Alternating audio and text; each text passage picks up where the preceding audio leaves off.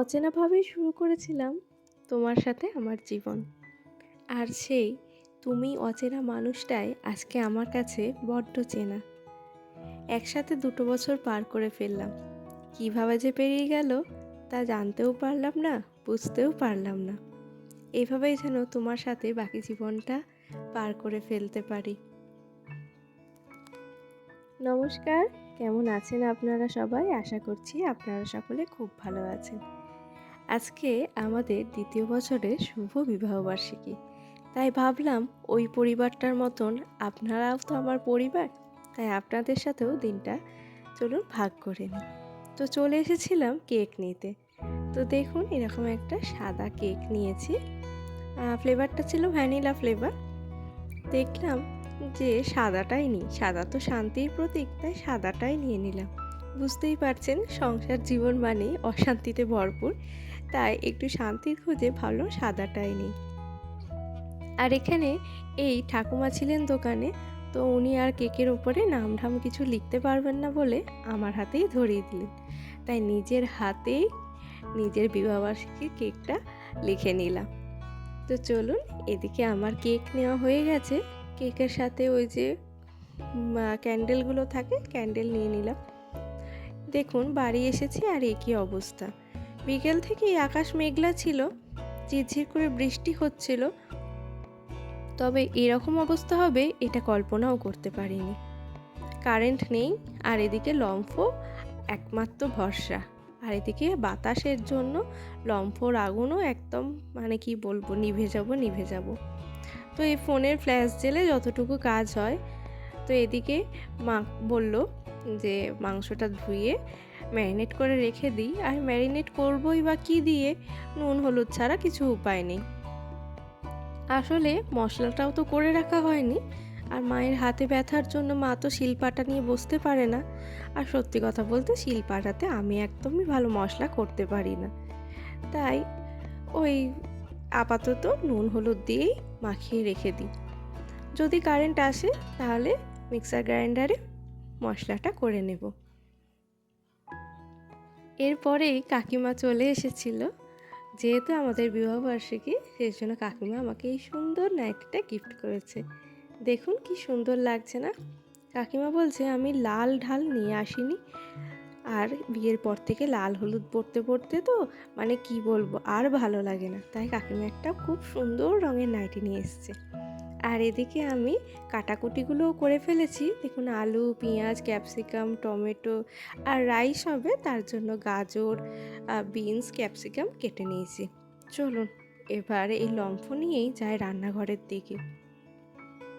কারণ ওই যে ভাই দাদারা আসবে, তারা খাবে। তো এখন যদি রান্নাটা না বসায় তাহলে আর হয়ে উঠবে না সময়। এমনিতেই অপেক্ষা করতে করতে অনেকক্ষণ অপেক্ষা করে নিয়েছি। এবার মাংস, রাইস হবে, তারপরে একটু কেক টেক কাটারও ব্যাপার আছে, কারণ সবাই একটু এনজয় করবে, তার সাথে সাথে আমরাও। তো এখন রান্নাটা বসিয়ে দিই। এই দেখুন মাংসর আলুটা আমি এখানে ভাজতে বসিয়ে দিয়েছি। আর দেখেছেন, আর এদিকে ওই রাইসের চালটাও ভেজাতে দিয়ে দিলাম, কারণ এই ভাতটা হতে তো বেশিক্ষণ সময় লাগে না। চালটা একটু ভিজিয়ে রাখলে আরও তাড়াতাড়ি হয়ে যাবে। আর ওকে বললাম যে এত বড় জায়গা তো নেই গো, কারণ 1.5 কেজি চাল আছে। তো ওকে বললাম তুমি ওই বড় গামলাটা আজার করে দাও, ওর ভেতর আটা রাখা ছিল। এই বালতির মধ্যে না সব আটাটা ধরেনি, সেই জন্য খানিকটা আটা ওখানে রাখা ছিল। তো ও এদিকে আটাটা ঢেলে দিয়ে গামলাটা আজার করে দিল। সবাই মিলে একটু হাতে পাতে করেছিলাম বলেই কিন্তু সময়ের মধ্যে কমপ্লিট করতে পেরেছিলাম। আর জানেন মজার কথা কি, এত সব কিছু হয়ে যাবার পরে প্রায় 80% আমাদের সব কিছু কমপ্লিট, তারপরে এসেছে কারেন্ট। আর এদিকে বৃষ্টিও পড়ছে ঝুপঝুপ করে। তো এই চলে এসেছি, কারণ এত বড় গামলা তো আর ওইখানে রান্নাঘরে সিঙ্কে ধোয়া সম্ভব নয়, তাই চলে এসেছি। আর এত সুন্দর সুগন্ধ বেরোচ্ছে যে কি বলবো। ওই যে দেখলেন বেলি ফুলগুলো ফুটে আছে, কি ভালো যে লাগছিল যে কি বলবো। আর আমি এদিকে আলোটা ধরে আছি, আর ও এদিকে ধোয়াটা করে নিল। এইভাবে হাতে পাতে করেছি বলেই কিন্তু সময়ের মধ্যে সবটা হয়েছে। দেখেছেন গেঞ্জিটা পুরো ওর ভিজে গেছে, বৃষ্টিটা ভালোই হচ্ছে। তো গ্যাসেই বসিয়ে দিলাম। আর এদিকে আমার মাংসের আলুটাও ভাজা বসিয়েছিলাম, তো সেদ্ধ হয়ে গেছে। তো চলুন এগুলো এবার তুলে নিই। এই দেখুন মাংসের আলু কিন্তু আমার সুন্দরভাবে ভাজা হয়ে গেছে। আর এই যে গুঁড়ো মশলা নিয়ে এলাম, ওই জিরে গুঁড়ো, ধনে, লঙ্কার গুঁড়ো নিয়ে এসেছি, তো ওইটাই জলে ভিজিয়ে রেখেছি। আর বলতে আদাটা লাগবে, আর কেবলমাত্র ওই আদাটা একটু পরে বেটে নিলেই হবে। তো এদিকে আমি চিকেনটা বসিয়ে দেব। তার জন্য দেখো কড়াইয়ে তেল দিয়ে ফোড়নে একটা তেজপাতা, শুকনো লঙ্কা আর একটু গরম মশলাও দিয়ে দিয়েছি।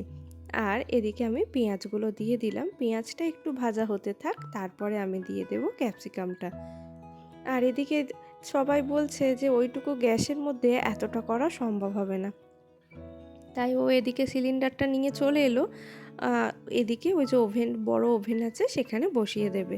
ওই দেখুন ওই বড় ওভেনটা জ্বালিয়ে বসিয়ে নিয়েছিলাম বলেই কিন্তু অনেক তাড়াতাড়ি হয়ে গিয়েছিল।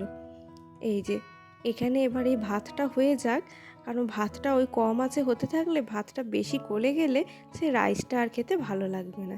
এই যে ও এদিকে ভাতটা বসিয়ে দিল, আর আমি এদিকে ততক্ষণ গ্যাসে কষাতে থাকি মাংসের মশলাটা, আর ওদিকে ভাতটা হয়ে গেলে ওই দিকেই নিয়ে চলে যাব। এই যে এতক্ষণ পরে কারেন্টটা এসছে, জানি না কতক্ষণ স্থায়ী হবে। তো দেখুন আমি টমেটোটাও ওখানে কষানোর জন্য দিয়ে দিয়েছি। আর এই যে ভাতটা আমাদের এদিকে প্রায় হয়ে এসেছে, এই গ্যাসে বসালাম বলে অনেক তাড়াতাড়ি হয়ে গেল। আর এদিকে আমি ঘরের গ্যাসে ওই রাইস করার জন্য যে সবজিগুলো ছিল সেগুলো আমি ঘিতে ভাজতে বসিয়ে দিলাম। ওগুলো ভাজা হয়ে থাক, আর এদিকে তো রাইসের ভাতটাও হয়ে গেছে, এটা পরে মিক্সড করে নেব। এই যে ও এদিকে রাইসের ভাতটা তুলে দিচ্ছে ফ্যান ঝরানোর জন্য। আর এই যে বড় কড়াই খুন্তি বের করে নিয়েছি, এখানে মাংসটা কষিয়ে নেব।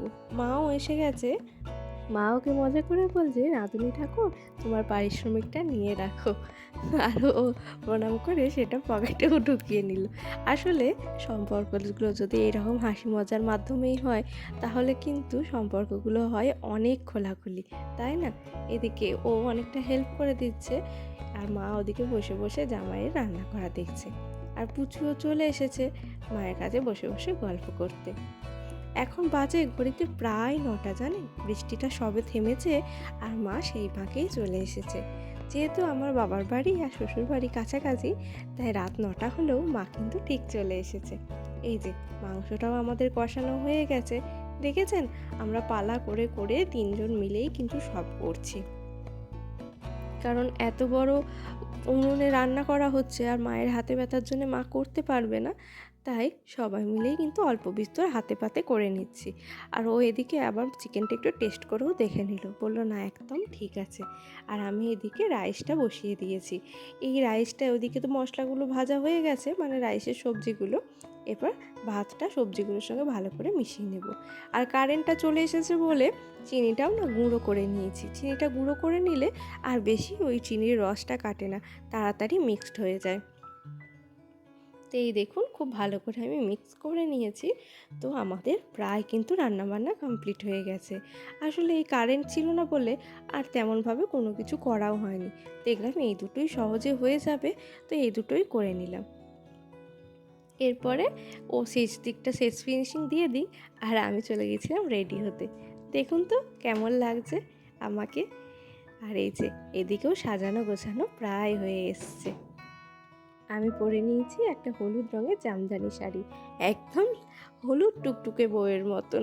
আসলে তারপরে এই যে আমরা কেকটা কেটে নিলাম, বেশ আনন্দ হলো জানেন। এইভাবেই এক একটা দিন যদি সেলিব্রেট করতে থাকি সবার সাথে, তাহলে কিন্তু দিনগুলো হাসি মজার মাধ্যমে খুব ভালোভাবে কেটে যায়।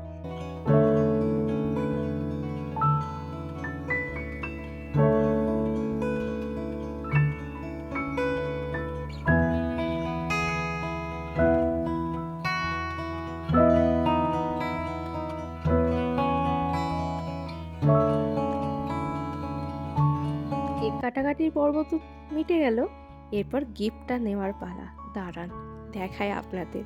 ও আমাকে এবারে একটা নূপুর দিয়েছে, বলেছে তুমি সবসময় পরে থাকবে। কিন্তু এই নূপুর সবসময় ছমছম করতে থাকে, এটা না একদমই আমার ভালো লাগে না।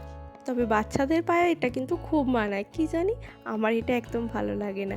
তাই ঘুঙুর ছাড়া আমি নূপুর নিয়েছি। তারপরে শুরু হয়ে গেছিলো কিছু ফটো তোলার কাজ। এই যে আমরা ফটো তুলছিলাম একে অন্যের দিকে তাকিয়ে এইভাবে ওইভাবে পোজ দিয়ে, আর তারপরে কেকটা কেটে সবাইকে দিয়ে দিলাম এদিকে। শেষ পর্যন্ত যে বৃষ্টিটা থামবে আর কারেন্টটা আসবে আর আমাদের সব কিছু সুষ্ঠুভাবে সম্পন্ন হবে, এটা কিন্তু আমি ভাবতেই পারিনি। যাই হোক, এখন বাজে ওই 9:30 মতন। তো এখন আমরা সবাই কেক খাচ্ছি। এরপরে খাবো রাতের খাওয়া। এই যে মাকেও বললাম একটু নিতে, কিন্তু মা বলল আমি খুঁটে একটুখানি খাবো, আমি এখন আর খাবো না, কারণ রাত তো হয়ে গেছে অনেকটা। আমি এদিকে সব ভাই বোন, দাদা, কাকিমাদের, কাকুদের কেকটা দিয়ে চলে আসি, আর তারপরে বড়দের আশীর্বাদ নিয়ে নিই, যাদের আশীর্বাদ ছাড়া আমরা হয়তো ভালো থাকতেই পারতাম না। এই যে আমি এদিকে বাবাকেও প্রণাম করে নিলাম, আর এরপর ঘড়ির কাঁটায় এখন ওই 10টা মতন বাজে। তো সবাই আমরা খেতে বসে পড়েছি। আমরা মানে ওই দাদা, বৌদি সবাই এইদিকে খেতে বসে পড়েছে। দেখুন আমরা তিনজনেই কিন্তু হাতে পাতে কাজ করে সব কিছু কমপ্লিট করে নিলাম। আমি এসে একটু এই যে কড়াইটা ঝাঁকিয়ে নিলাম, কারণ তলার দিকটা বসে যাচ্ছিল, গরম ছিল তো সেই কারণে। আর এই যে আমাদের চিকেনটাও একবার দেখে নিলাম। তো চলুন এরপর আমরাও রাতের খাওয়া দাওয়াটা শেষ করে নিই। তো সবাই আশীর্বাদ করবেন যেন আমরা এইভাবেই হাসি খুশি থাকতে পারি। তো আজকের ব্লগটা এখানেই শেষ করছি। সবাই ভালো থাকবেন, সুস্থ থাকবেন, আর আমার ব্লগ কেমন লাগছে সেটা কিন্তু কমেন্ট করতে ভুলবেন না।